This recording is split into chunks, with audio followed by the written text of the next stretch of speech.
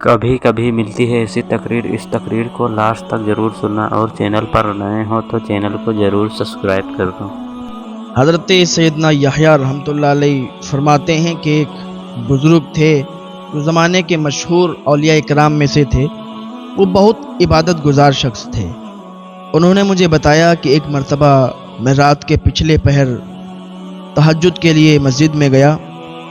اللہ پاک نے جتنی توفیق دی اتنی دیر میں نے نماز پڑھی اور ذکر کیا۔ پھر مجھ پر نیند کا غلبہ ہو گیا۔ میں نے خواب دیکھا کہ ایک قافلہ مسجد میں آیا۔ اہل قافلہ کے چہرے نہایت حسین و جمیل اور نورانی ہیں۔ میں نے جان لیا کہ یہ انسان تو نہیں ہے بلکہ کوئی اور مخلوق ہے۔ ان کے ہاتھوں میں تھال ہیں جن میں عمدہ آٹے کی برف کی طرح سفید روٹیاں ہیں۔ ہر روٹی پر انگوروں کی طرح چھوٹے چھوٹے قیمتی موتی ہیں۔ اہل قافلہ میری طرف متوجہ ہوئے اور کہنے لگے، یہ روٹیاں کھا لو۔ میں نے کہا میرا روزہ ہے۔ تو وہ کہنے لگے، یہ مسجد جس کا گھر ہے اس نے حکم دیا ہے کہ تم یہ کھانا کھا لو۔ میں نے کھانا شروع کر دیا کہ جب میرا مالک حقیقی عز و جل مجھے حکم دے رہا ہے تو پھر میں کیوں نہ کھاؤں۔ کھانے کے بعد میں نے وہ موتی اٹھانا چاہے تو مجھے کہا گیا، انہیں چھوڑ دو، ہم تمہارے لیے ان کے بدلے ایسے درخت لگائیں گے کہ جن کے پھل ان موتیوں سے بہتر ہوں گے۔ میں نے کہا وہ درخت کہاں لگائے جائیں گے؟ کہا گیا ایسے گھر میں جو کبھی برباد نہ ہوگا اور وہاں ہمیشہ پھل اگتے رہیں گے، کبھی ختم نہ ہوں گے اور نہ ہی خراب ہوں گے۔ وہ ایسا ملک ہے جو کبھی منقطع نہیں ہوگا۔ وہاں ایسے کپڑے ہوں گے جو کبھی پرانے نہیں ہوں گے۔ اس گھر یعنی جنت میں خوشی ہی خوشی ہے، میٹھے پانی کے چشمے ہیں، وہاں سکون اور آرام ہے۔ ایسی پاک باز بیویاں ہیں جو فرما بردار، ہمیشہ خوش رہنے والیاں اور دل کو بھانے والی ہیں۔ وہ نہ تو کبھی ناراض ہوں گی اور نہ ہی ناراض کریں گی۔ لہذا دنیا میں جتنا ہو سکے تم نیک اعمال کی کثرت کرو۔ یہ دنیا تو نیند کی مانند ہے کہ آنکھ کھلتے ہی رخصت ہو جائے گی، اور لہذا اس میں جتنا ہو سکے عمل کرو اور جلدی سے جنت کی طرف آ جاؤ جہاں دائمی نعمتیں ہیں۔ وہ جنت کا ذکر کر رہے تھے۔ پھر میری آنکھ کھل گئی، لیکن ابھی تک میرے ذہن میں وہ خواب سمایا ہوا تھا اور میں جلدی جلدی اس گھر یعنی جنت میں پہنچنا چاہتا تھا جس کا مجھ سے وعدہ کیا گیا۔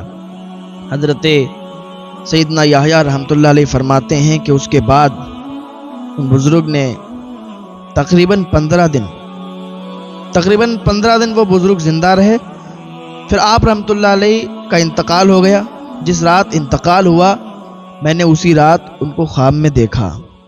مجھ سے فرمانے لگے، کیا تم ان درختوں کے پھلوں کو دیکھ کر متعجب ہو رہے ہیں کہ ان میں کیسے کیسے پھل لگے ہوئے ہیں؟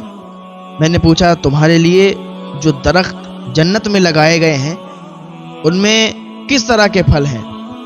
آپ رحمۃ اللہ علیہ نے فرمایا، وہ تو ایسے پھل ہیں کہ جن کی تعریف بیان نہیں کی جا سکتی۔ خدا عز و جل کی قسم، جب کوئی اللہ عز و جل کا مہمان بنتا ہے تو وہ پاک پروردگار عز و جل اس کو ایسی ایسی نعمتیں عطا فرماتا ہے جن کے اوصاف بیان نہیں ہو سکتے۔ اس کے کرم کی کوئی انتہا نہیں، وہ اپنے بندوں پر بے انتہا کرم فرماتا ہے۔ اللہ عز و جل ہم گناہ گاروں پر بھی اپنا خصوصی کرم فرمائے اور ہمیں بھی اپنے حبیب مکرم صلی اللہ تعالی علیہ وسلم کے ساتھ جنت الفردوس میں جگہ عطا فرمائے، آمین۔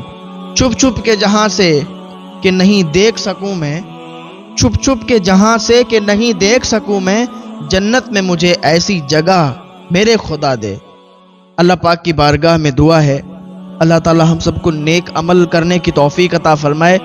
اور کئی مرتبہ میں نے پہلے بھی بتایا کہ یہ دنیا جو ہے نا، یہ یہاں پر ہم لوگ ہمیشہ کے لیے نہیں آئے، یہ ایک قید خانہ ہے، یہ سمجھو۔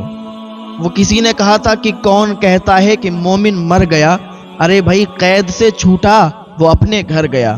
یہ دنیا ہم لوگوں کے لیے سمجھو قید خانہ ہے، اور ہم لوگ یہاں پر ایک ایگزام دے رہے ہیں، اللہ تعالیٰ نے امتحان کے لیے بھیجا ہوا ہے، اور ہم سب کا امتحان ہو رہا ہے اور کون اس امتحان میں پاس ہوتا ہے وہ تو آپ کو آگے چل کے پتہ چلے گا۔ اور ہماری زندگی کوئی زیادہ بڑی زندگی نہیں ہے، 80-90 سال اس ٹائم اگر کوئی جی لیتا ہے تو بڑی بات ہے، ورنہ بہتوں کی موتیں ایسے ہی ہو جاتی ہیں، بہت لوگوں کی جو ہے جوانی پر ہی، بہت لوگوں کی بچپن میں ہی، اور بہت کم لوگ ہوتے ہیں جو 80-90 تک پہنچتے ہیں۔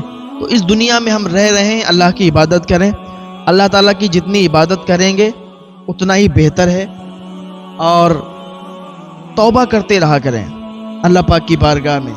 اللہ تعالیٰ ہم سب کو نیک عمل کرنے کی توفیق عطا فرمائے، اللہ پاک ہم سب کو گناہوں سے بچنے کی توفیق عطا فرمائے۔